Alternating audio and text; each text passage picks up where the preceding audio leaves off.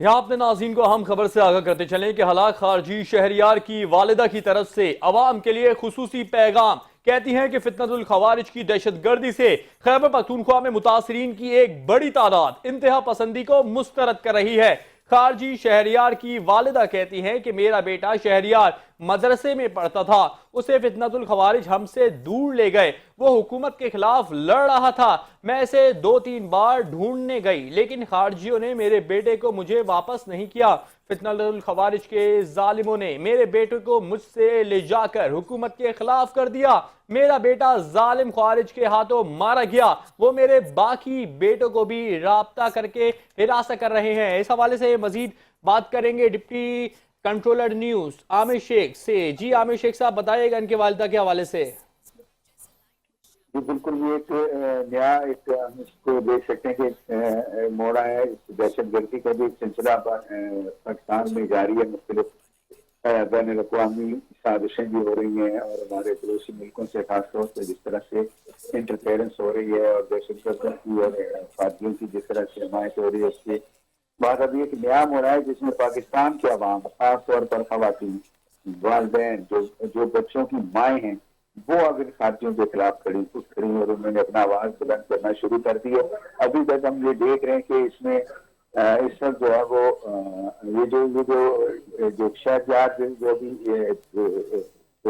مارا گیا ایک واقعے میں، تو یہ بھی دہشت گردوں کی جو ہے نا وہ بہکاوے میں آیا اور ان کے ساتھ مل کر اس کی والدہ نے بالکل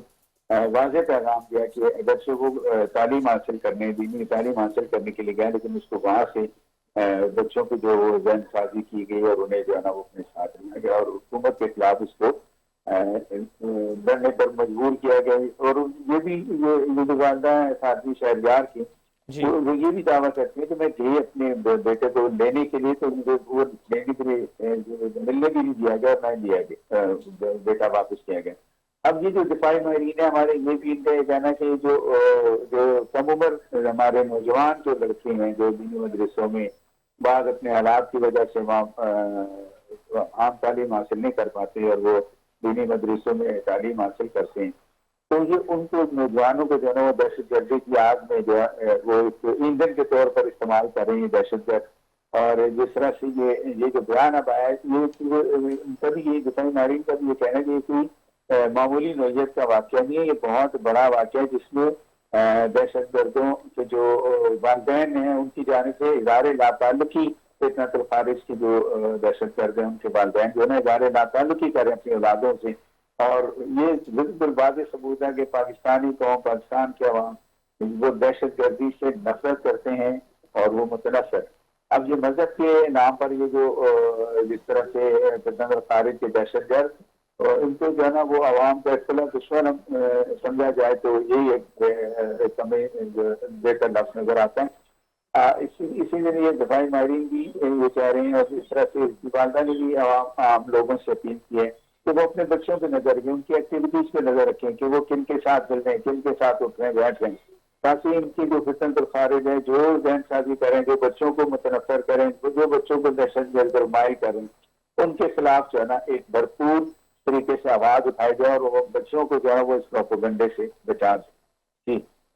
بہت شکریہ ڈپٹی ڈائریکٹر نیوز عامر شیخ، آپ ہمیں آگاہ کر رہے تھے۔